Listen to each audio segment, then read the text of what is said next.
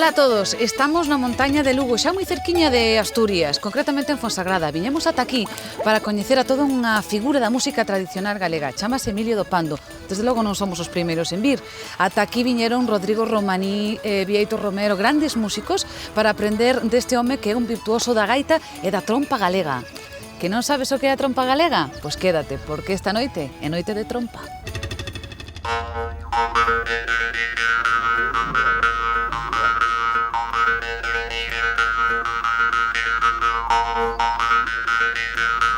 A que isto soa un pouco a película do oeste? Pois curiosamente procede do leste de Galicia.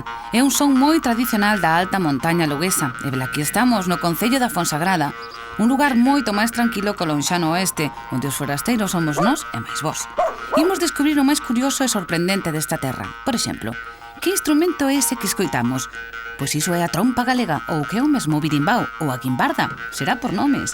De todos xeitos, aquí prefiren chamarlle a trompa e se les o din, nos nin chío.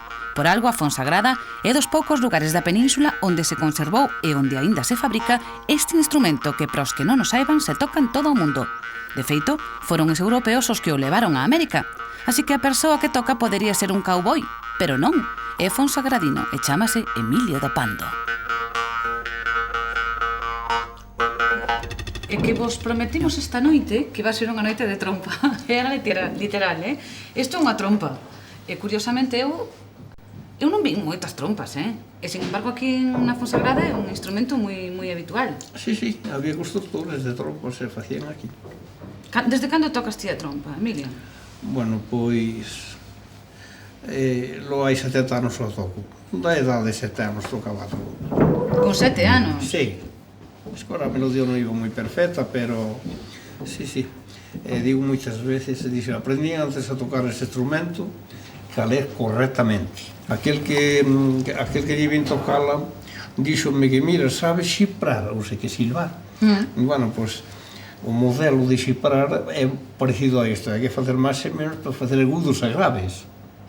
E, bueno, pois, eso só por non entender, comprender, e saliume fácil, a mí saliume fácil, va. Un dos alumnos aventaxados de Emilio é Daniel, que é o teu sobrinho neto. É bo mestre, Daniel? Sí, é bo mestre. Eu penso que para min é un luxo poder contar con Emilio, porque é un referente no mundo da trompa e no mundo da música tradicional galega, e para min creo que é unha sorte moi grande poder contar con Emilio, que a parte da relación familiar que nos une, pois somos vos amigos e... Podedes brotar unha hora? Sí. Que bonito, a familia unida, eh? Porque era ninín e sigue sendo ninín. Comentábasme que eu non o sabía, que a trompa é un instrumento común en todo o mundo. Sí, un instrumento universal. O que pasa é que pois cada rexión se toca de distinta... Son técnicas distintas. Imos de enseñar aquí esta cámara, que este rexunte de aquí que ten que estar paralelo. Paralelo. Ajá. Derecho e paralelo. E de que está feita? Que material é? Bueno, isto é ferro común. A palleta é aceiro. E falabas antes de que tiña influencia, que había outro tipo de influencias, por exemplo, a forma da boca, túa ou... Sí, iso é moi importante. E hai que unha diferencia, porque esta caixa miña é máis, vou dicir, máis importante que a de Daniel. É máis pequena. Sona menos, sonalle menos. O sea, que é importante da forma da cara tamén. Que a mesma trompa podémoslo controlar. Mira, dalle aí un espacio, dalle aí un... A ver.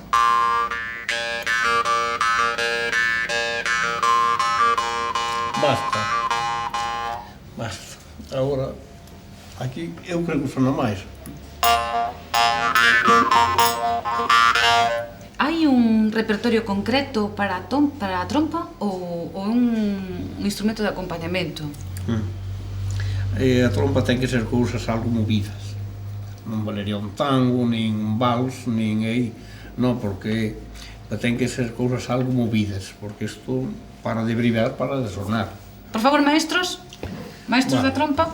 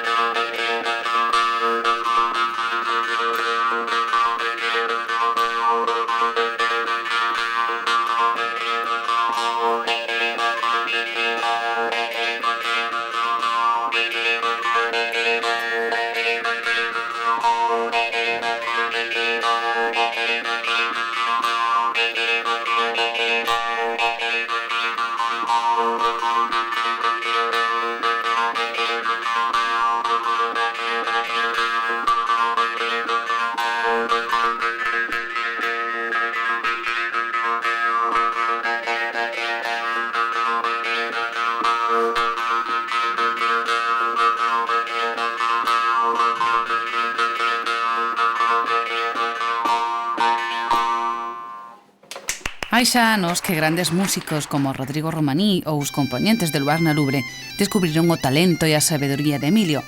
Agora son vos amigos, e con eles deu xa varios concertos. Sí, porque Emilio dá concertos, imparte cursos, ensaia co grupo que montou cos amigos, recibe homenaxes e aínda saca tempo para atender con esmero a aqueles que se achegan para aprender, como esta moza. Estoy haciendo historia y ciencias de la música para ser musicóloga. Y claro, pues este instrumento yo he nacido aquí en Lugo y ni siquiera lo conocía.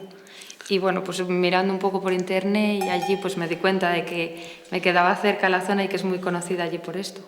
Sácale el sonido, a ver cómo lo sacas. También falta esto. Y cuando le des así. Con la posición así, ¿verdad? Así. ¿Así? Así.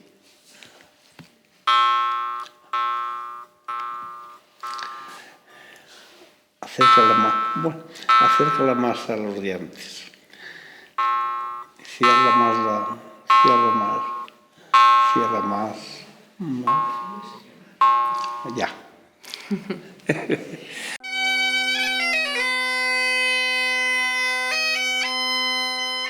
Eu acórdome cando vin o primeiro gaiteiro, tiña 2 anos e medio, perfección, E bueno, é cando conocín un gaiteiro que se chamaba Ramón, e tiña eu 2 anos, acórdome perfectamente. E sempre me gustou moito a gaita, a música, pasa que naqueles tempos non puderon comprarme unha gaita, de verdad.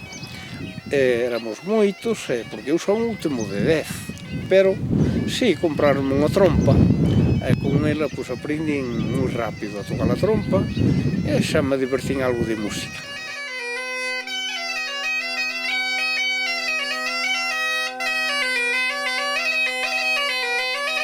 Quen é o patrón? Aquí, don Manuel. Ai, sí. É o tesorero. Mira, somos todos igual. Eu non mo creo, seguro que hai un que manda máis. Emilio. No, andar mando do bigote máis. A ver. Quen manda? E hai que respetarlo, Mira, Emilio é o director e autor. Hai unanimidade en que eres ti. Sí. Sí. non, mandamos todos, Sin duda poñémonos de alguna. acuerdo, de verdad. Somos... O que pasa é que hai un que dice Ele é a unha alma cousa. do grupo. Sí. E hai un que dice unha cousa, vamos a votos, coincidimos, e ala, levas adiante cualquier cousa que sea. E as mulleres que din? As mulleres tamén van levando o carro como poden, malamente. Eso xa supoño. Pero que vos din? Xa marchades outra vez por aí de festa? Pero onde vai sandaliar? A maioría en Barcelona tamén, porque sabes. Acompáñate. A señora Xente marcado, a Manuel? señora de Manuel está ali, precisamente. Que din elas cando ides por aí de festa? Non din nada? Oi, sabe Dios o que Cando dice. ides por aí de festa, que din as mulleres? Encantadas, a miña hueca... Aquí tenes acostumbradas. Sí. Encantadas de que vos vayades por aí de Agora festa un pouco. igual, bueno, tamén. Todas. As paradiñas, e digolle cando o chamo por teléfono, mira, bueno, sáleme Carmen, e digolle, Carmiña, pois, mira, temos unha cita, que che parece? Digolle así o chiste, bueno. Paradiñas dice que a muller e a sartén na cociña tamén, ou na casa tamén. E na cociña, a muller e a sartén na casa tanche moi ben. Pero que chudou, Pero que chudou, Os gaiteiriños da Puebla debaixo da gaita leva tres palabrinhas que dicen Ardecho e Carballeira. Ardecho e Carballeira, Ardecho e Carballeira. Os gaiteiriños da Puebla debaixo da gaita leva. Ben, charra do niño, ai ben, boa empanada, ai ben, muller honrada, ven os meus brazos, muller. Ai ben, charra do niño, ai ben, boa empanada, ai ben, muller honrada, ven os meus brazos, muller. Muller que queira ter amor e placer, que non busque un vello, porque despois de pear lle pode dar malos consellos. A muller que queira ter amor e placer, que non busque un vello, porque despois de pear lle pode dar malos consellos. Gaiteiriños da Puebla, mala centella xos mate, non queren tocar a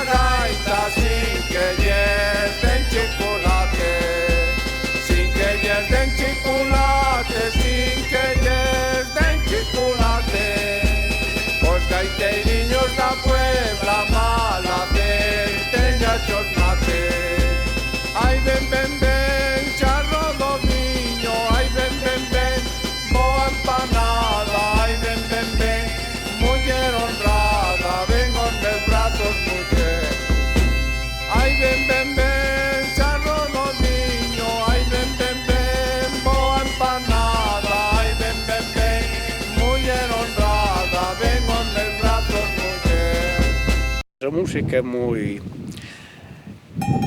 cariñosa, ademais, cando non se vive dela. Vivindo dela non é así, pero é un tempo que se pasa gracia.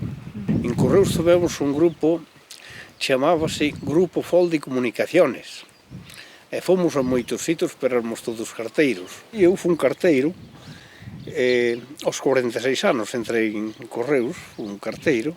Éramos 19 para fazer o concello. Era unha parte do concello, e viña en coche, a porta pitaba, xa salían polas cartas, tiña incluso un can tiña o de destinatario, e pitaba, salía o can, daballas ao can, e as cartas levabas para casa. Autorizaron o can leválas e levabas, pero se non houve nadie na casa, non tiña que entregalas, volvíamos. Antes era todo por escrito. Entón, pois, cando chegaba a carta, a ver que noticias trae, xa dicía, a ver que traera. Eu pasei 9 de carteiro.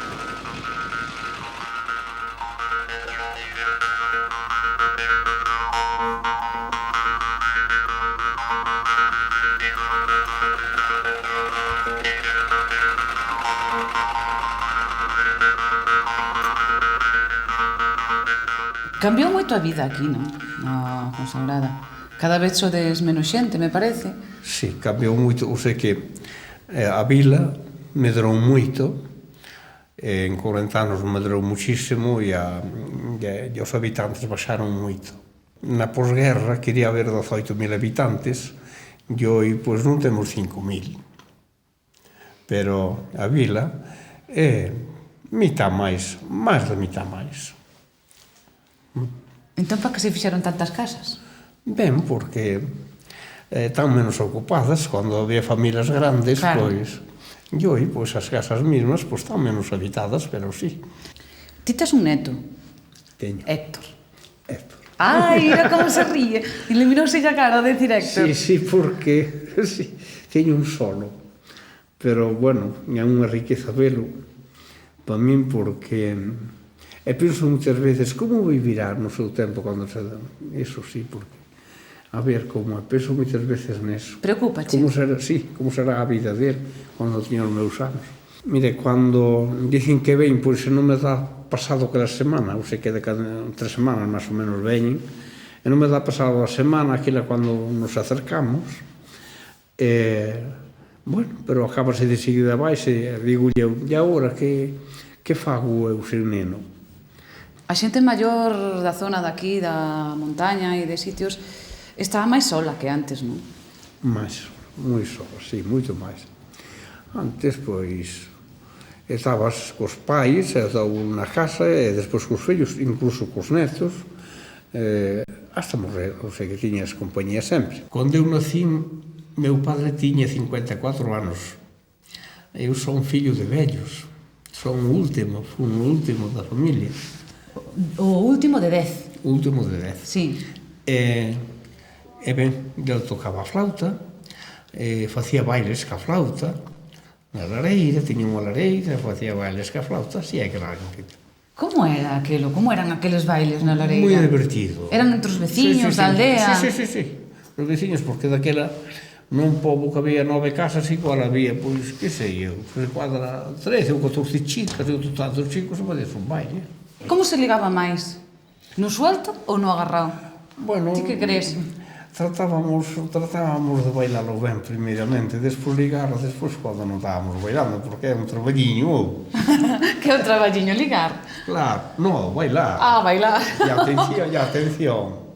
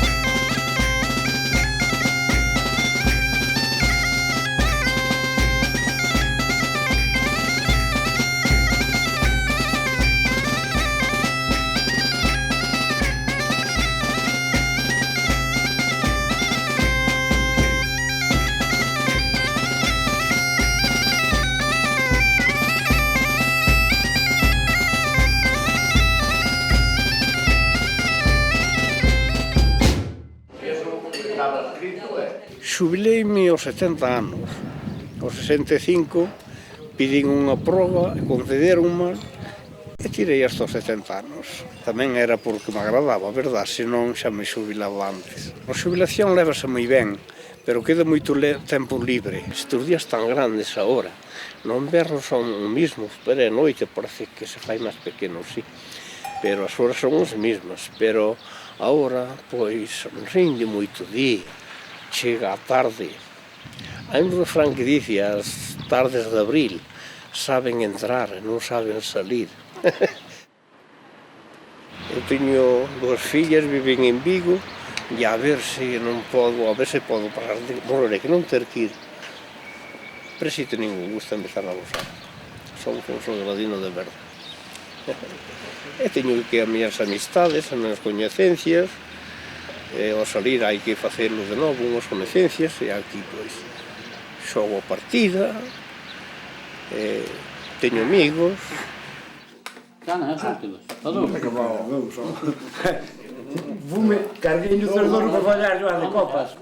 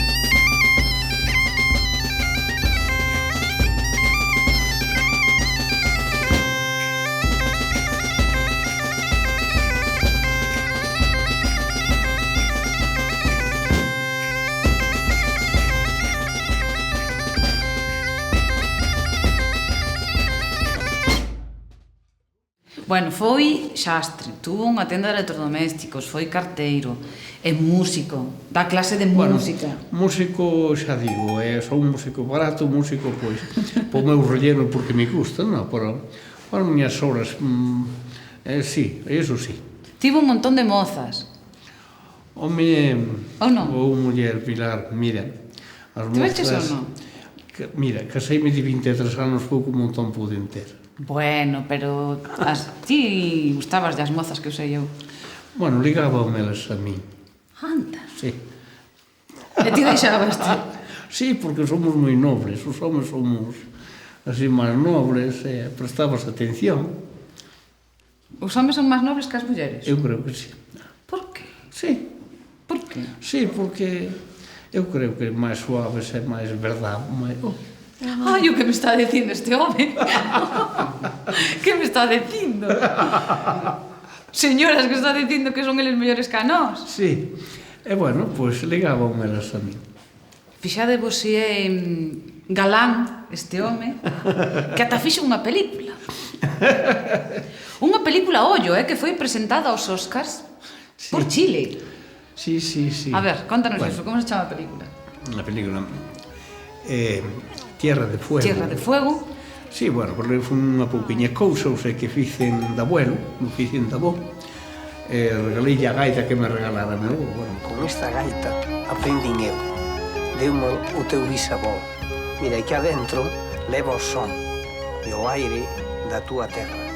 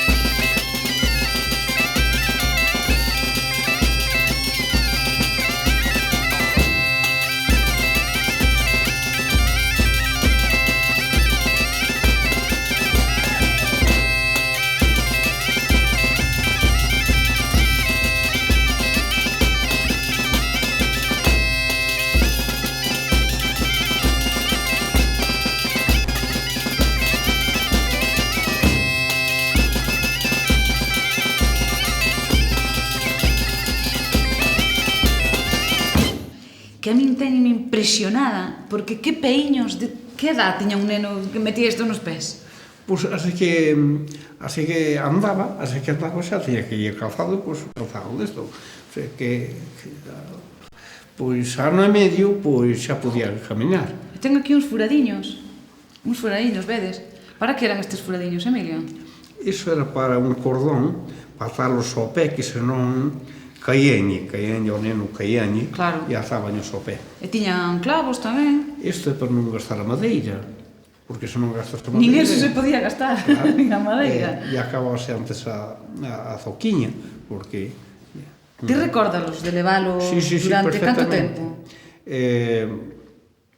Bueno, con estes furadiños amarrados, quizá non levara máis que uns, pero non acordo máis que uns. Pero levar zocas hasta cando? Sí, hasta quizá, bueno, hasta 15 anos, despois sí que non nos puxe. Despois xa non? Despois xa nos puxe. E unha vez que os quitabades xa non querías volver a poñer nada? Non, porque xa salín a aprender un oficio e tal, e xa non volvín a poñelos.